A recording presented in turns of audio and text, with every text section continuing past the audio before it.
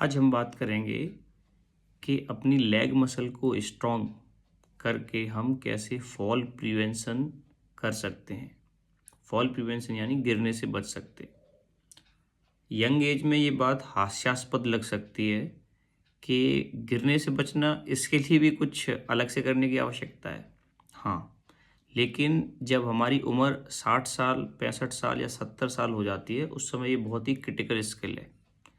Reason, क्योंकि उस समय फॉल होना बहुत आम बात है। खासकर पहले गांव में कच्ची ज़मीन हुआ करती थी। कच्ची ज़मीन में फ्रिक्शन की वजह से गिरते नहीं थे। दूसरा, अगर पानी वगैरह कोई लिक्विड फैल जाता था तो ज़मीन उसको सोख लेती थी, इसलिए भी नहीं गिरते थे। और तीसरा, इस सब के बावजूद भी अगर गिर जाते थे तो ज़मीन कच्ची है, आपकी फ्रैक्चर होने की पॉसिबिलिटी या प्रोबेबिलिटी बहुत कम होती थी। लेकिन आज के समय में हर कोई मार्बल या टाइल्स घर में लगा के रखता है, यहाँ तक कि बाथरूम में भी लगा के रखता है। ये टाइल्स पक्की हैं, अगर इस पर गिर गए तो आपका फ्रैक्चर होने की संभावना बहुत ज़्यादा है, यदि आपकी उम्र 65 साल से ज़्यादा है। ये फ्रैक्चर टिपिकली फ्रैक्चर नेक फीमर, यानी फीमर का जो हिस्सा हिप से जुड़ा हुआ है उस जगह फ्रैक्चर होता है। उस समय वो एज ऐसी होती है और हेल्थ भी उतनी अच्छी नहीं होती कि ऑपरेट किया जा सके, और ऐसा 2-3 साल में ऐसे व्यक्तियों की मृत्यु हो जाती है। यानी से एक छोटी सी एक्सरसाइज से आप अपने जीवन का जो लॉन्जेविटी है, जीवन जीने का समय है, वो बढ़ा सकते हैं। और कुछ कारण और हैं कि ये टाइल्स है, ये पानी सोखती नहीं है और स्लिपरी भी होती है, यानी आपकी गिरने की संभावना ज़्यादा है, और गिर गए तो फ्रैक्चर होने की संभावना ज़्यादा है।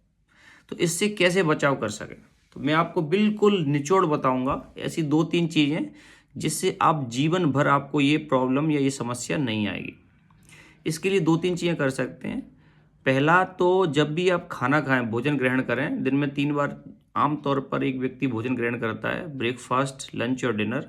तो आप तीनों ज़मीन पे बैठ के करें, और ज़मीन पे क्रॉस लेग बैठ के करें। जब क्रॉस लेग बैठते हैं तो आपके नीज़ का मूवमेंट होता है प्रॉपर, आपके एंकल का मूवमेंट होता है, और हिप जॉइंट भी मूव करता है, पूरी तरीके से हिप जॉइंट का मूव होता है। और जब आप बैठेंगे और खड़े होंगे तो ऑटोमेटिकली आपकी हिप जॉइंट की एक्सरसाइज होगी और लेग मसल्स की एक्सरसाइज होगी, स्पेशली योर ग्लूट्स की।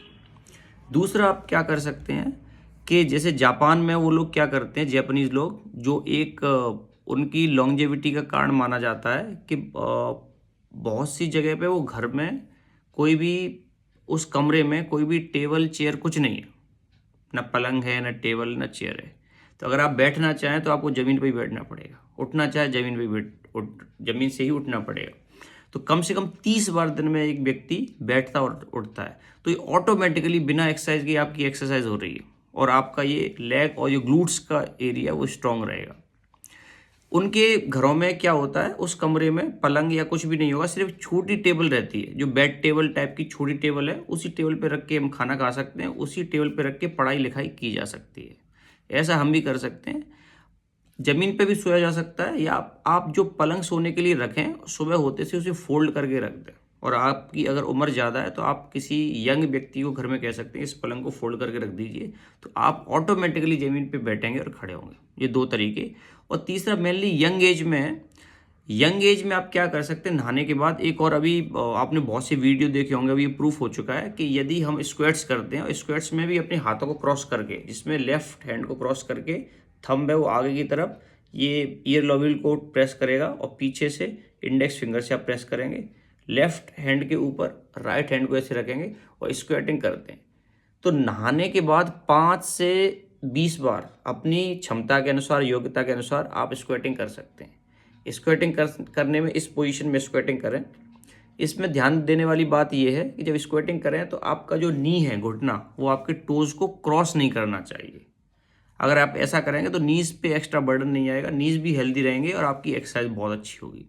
अगर ओल्ड एज है तो ये एक्सरसाइज आप नहीं कर पाएंगे। उस समय सबसे महत्वपूर्ण है कि आपके वॉशरूम में जगह जगह हैंडल्स होने चाहिए। जब भी आप जहाँ पे बैठने से, जैसे आप जहाँ नहाते हैं, नहाने के बाद उठने के लिए जहाँ भी खड़े होते हैं, वहाँ पे सपोर्ट के लिए एक हैंडल होना चाहिए स्ट्रॉन्ग, जिससे आपको पकड़ के उठ सकें। सिमिलरली टॉयलेट शीट पे जब आप बैठते हैं तो टॉयलेट शीट के सामने या साइड में हैंडल होना चाहिए कि टॉयलेट सीट से उठ जाएं तो उठ हैंडल को पकड़ के सपोर्ट से उठ सकें, और बैठने के लिए भी उसका सपोर्ट का इस्तेमाल कर सकें।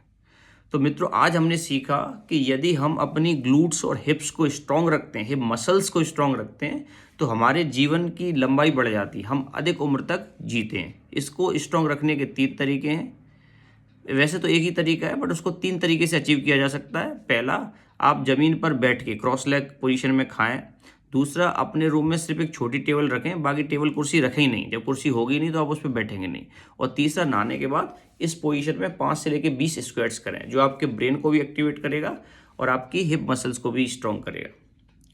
मित्रों, मुझे पूरी उम्मीद है कि आज हमने जो सीखा है उसे आप आज ही के दिन से अपने व्यवहार में लाएंगे और इस ज्ञान का, इस विजडम का, इस विवेक का लाभ उठाएंगे।